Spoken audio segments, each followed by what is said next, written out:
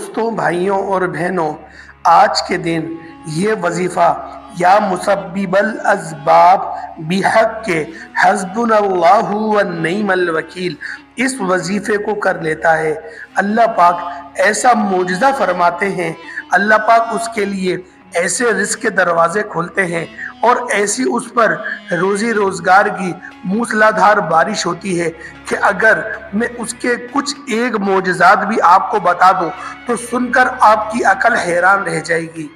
بسم اللہ الرحمن الرحیم۔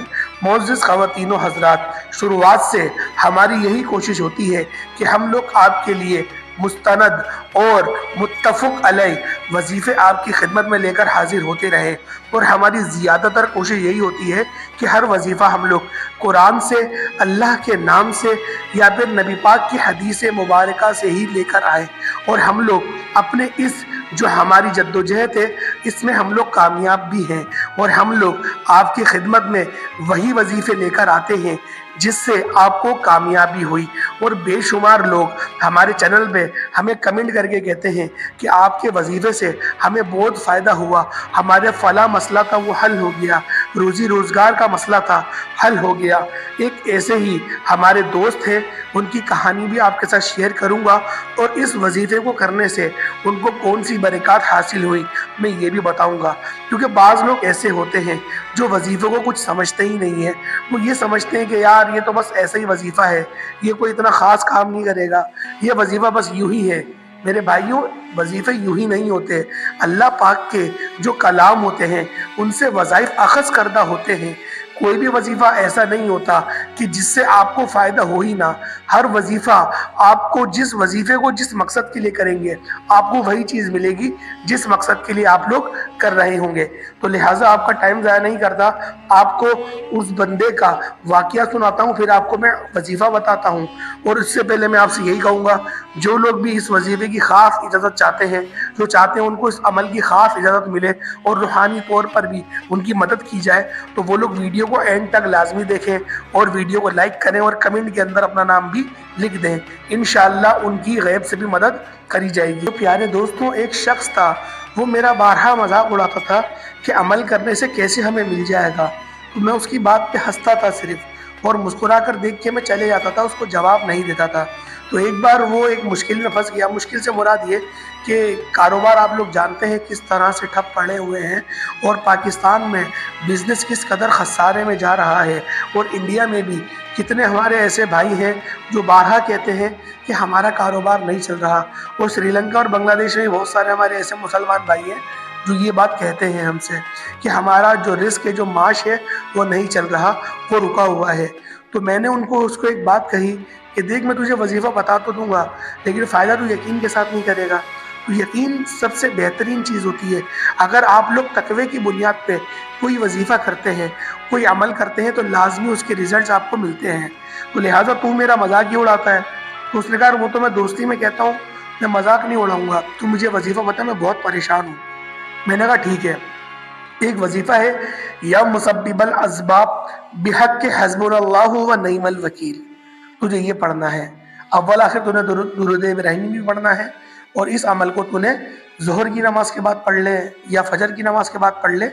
اول فجر کی نماز کے بعد پڑھے گا زیادہ بہتر ہے، اگر ظہر کے بعد پڑھے گا تیری مرضی ہے، لیکن تجھے فائدہ جب بھی ملے گا۔ تو میں نے اس کو بتائی یہ بات، تو اس نے کہا چلو میں اس عمل کو کرتا ہوں۔ تو وہ جانے لگا، میں نے اس کو روکا، میں نے کہا بات پوری سنو، اس عمل کو تم نے 41 دن تک کے جاری و ساری رکھنا ہے، ایسا نہ ہو کہ تم سے کوئی دن کا ناغہ ہو جائے۔ ناغہ کسی دن کا نہیں کرنا، 41 دن محنت کرنی ہے، انشاءاللہ ریزلٹس تمہیں ملنا شروع ہو جائیں گے۔ اس نے کہا ٹھیک ہے۔ وہ گیا، تیسرے دن مجھے ملا اور اس نے کہا کہ میرے بھائی، میرے کو تو 3 دن میں بڑا افاقہ ہوا، مجھے 1 لاکھ کا مجھے کانٹریکٹ مل گیا، مجھے 2 لاکھ کے کانٹریکٹ مل گئے، اور ہمارا جو کام تھا وہ تو ادھاری پہ چلتا تھا، لیکن میرا جو کام ہے وہ مجھے ادھاری پہ نہیں ملا، مجھے کیش پہ ملا کانٹریکٹ، اور جو میرے معاملات تھے وہ دھیرے دھیرے حل ہونا شروع ہو گئے۔ تو تمہارا جو وظیفہ اس نے 3 ہی دن میں کر دیا۔ میں نے کہا میرا کوئی عمل نہیں ہے، میرا کوئی وظیفہ نہیں ہے، وہ تو سلف صالحین جو ہمارے لیے وظائف ڈھونڈتے ہیں، یہ ان کے بتائے ہوئے وظیفے ہوتے ہیں۔ تو لہٰذا ہم تو خیر کتاب سے دیکھ کے بتاتے ہی ہیں کہ کون سا وظیفہ کون سے دن کرنے والا ہے، بس ہم یہ بتاتے ہیں، ہماری یہ محنت ہوتی ہے۔ اول سارے وظیفے ایسا ہی ہوتے ہیں جو قرآن سے بزرگان دین کے نکالے ہوئے ہوتے ہیں، اور وہ لوگ ان سے وظیفے سے استفادہ حاصل کر چکے ہوتے ہیں۔ تو لہٰذا اس نے بڑی میرا شکریہ ادا کرا۔ میں نے کہا دیکھو دینے والی ذات اللہ کی ہے، میرا اس میں کوئی کمال نہیں ہے، یہ تمہارا تقویٰ تھا، یہ تمہارا یقین تھا جس نے تمہیں کامیاب بنا دیا۔ تو لہٰذا میرے پیارے دوستوں، اس کو جو میں نے عمل بتایا اور میں نے اس کو یہ بات اس کو دوبارہ میں نے کہی کہ دیکھو 41 دن پورے کرنے ہیں، عمل کو چھوڑنا نہیں ہے، آپ نے عمل کو 41 دن تک کے روزانہ کرنا ہے۔ تو لہٰذا اس نے 41 دن تک کی جو میں نے اس کو مدت بتائی تھی، اس نے اس عمل کو، اس وظیفے کو وہاں تک ضرور کیا ہوگا۔ تو لہٰذا وہ ابھی بھی اس عمل کو کر رہا ہے، کیونکہ 41 دن تو پورے نہیں گزرے اور میں یہ عمل، یہ وظیفہ آپ کی خدمت میں لے کر حاضر ہو گیا ہوں۔ تو آپ نے عمل کس طریقے سے کرنا ہے، عمل کو ذرا دھیان سے ملاحظہ کر لیں۔ سب سے پہلے آپ لوگوں نے درود ابراہیمی پڑھنا ہے۔ درود ابراہیمی کون سا؟ نماز والا وہ درود پڑھنا ہے۔ ایک بار ثواب کی نیت سے میرے ساتھ بھی پڑھ لیں۔ اللہم صلی علی محمد وعلی آل محمد کما صلیت علی ابراہیم وعلی آل ابراہیم انک حمید مجید۔ اللہم بارک علی محمد وعلی آل محمد کما بارکت علی ابراہیم وعلی آل ابراہیم انک حمید مجید۔ پیارے دوستو، درود ابراہیمی کم سے کم آپ نے 3 مرتبہ پڑھنا ہے، اور جو لوگ چاہتے ہیں کہ اس وظیفے کی ان کو زیادہ برکات حاصل ہوں تو انہوں نے 11 مرتبہ اول اور 11 مرتبہ آخر میں پڑھنا ہے درود ابراہیمی۔ اور درمیان میں آپ نے کیا پڑھنا ہے؟ حسبنا اللہ و نعم الوکیل۔ یہ قرآن پاک کی آیت ہے، اس کو پڑھنا ہے، لیکن پڑھنا کس طریقے سے ہے؟ یا مسبب الاسباب بحق کے حسبنا اللہ و نعم الوکیل، یا مسبب الاسباب بحق کے حسبنا اللہ و نعم الوکیل۔ اس طریقے سے آپ لوگوں نے پڑھنا ہے۔ جیسے مثال کے طور پر آپ نے پڑھا یا مسبب الاسباب بحق کے حسبنا اللہ و نعم الوکیل، یہ ایک ہوا۔ پھر آپ نے پڑھا یا مسبب الاسباب بحق کے حسبنا اللہ و نعم الوکیل، یہ 2 ہوئے۔ اس طریقے سے آپ لوگوں نے اس عمل کو، اس وظیفے کو آپ نے 313 کی تعداد میں پڑھ لینا ہے۔ 313 مرتبہ آپ لوگوں نے پڑھ لینا ہے۔ اس کے بعد آپ لوگوں نے دوبارہ سے درود ابراہیمی پڑھ لینا ہے۔ اس کے بعد ہاتھ اٹھا کر جو آپ کی حاجت ہے، جس مقصد کے لیے آپ لوگ اس وظیفے کو کر رہے ہیں، جو بھی آپ کا مقصد ہے، مقصد دیکھیں کوئی سا بھی ہو سکتا ہے، کسی بھی مقصد کے لیے آپ لوگ پڑھ رہے ہیں اس وظیفے کو، اس مقصد کے لیے آپ لوگوں نے اللہ پاک کی حضور ہاتھ اٹھا کر دعا مانگنی ہے، اور دعا اچھی طریقے سے، سچے دل سے، اور آپ نے اچھے القابات کا سہارا لے کے، جیسا کہ میں نے بارہا آپ کو ویڈیو میں بتایا کہ دعا مومن کے لیے ہتھیار ہوتی ہے۔ آپ وظیفہ پوری محنت سے کرتے ہیں، آپ نے اچھی طریقے سے وظیفہ کرا، وظیفے میں آپ نے کوئی غلطی نہیں کری، آپ نے وظیفہ انتہائی ادب کے دائرے میں کرا، آپ نے آرام سے کرا، لیکن آپ نے دعا میں جلد بازی دکھا دی، دیکھیں یہاں کام خراب ہو جائے گا۔ آپ نے وظیفہ انتہائی اچھے انداز میں، اور آپ لوگوں نے اس انداز میں ہی کرنا ہے جیسا کرنے کا حق بنتا ہے۔ تو لہٰذا آپ لوگوں نے دعا جو مانگنی ہے اچھے انداز میں مانگنی ہے۔ سب سے پہلے آپ لوگوں نے سورۃ الفاتحہ پڑھنی ہے ایک بار، جس طریقے سے سورۃ الفاتحہ پڑھی جاتی ہے، اور اس طریقے سے اگر آپ پڑھیں گے جس طرح سے میں آپ کو بتاتا ہوں، بسم اللہ الرحمن الرحیم الحمد للہ رب العالمین الرحمن الرحیم، اگر میم کی لام سے آپ زیر سے ملا کے پڑھیں گے تو آپ کو زیادہ اس کی برکات حاصل ہوگی دعا کے اندر، خاص طور پہ نماز میں ایسے نہیں پڑھیے گا، یہ دعا کا طریقہ کار بتایا گیا ہے۔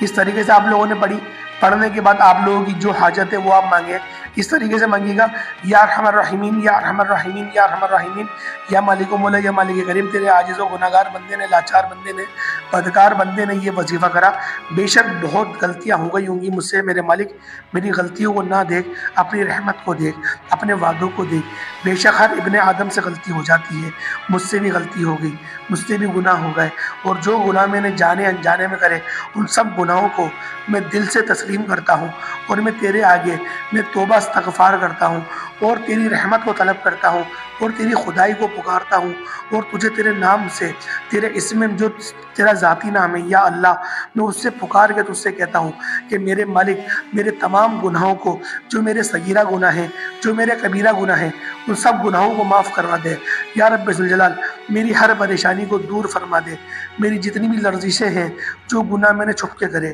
جو گناہ میں نے ظاہر طور پہ کرے، جو گناہ میں نے دھڑلے سے کرے، جو میں نے تکبر کے اندر کرے، میں اپنے ان سارے गुनाहों से तौबा इस्तग़फ़ार करता हूँ और तेरे आगे दुआ मांगता हूँ और तेरे आगे ये अहद करता हूँ कि मैं दोबारा इन गुनाहों को दोहराऊंगा नहीं, मैं दोबारा इन गुनाहों को करूंगा नहीं।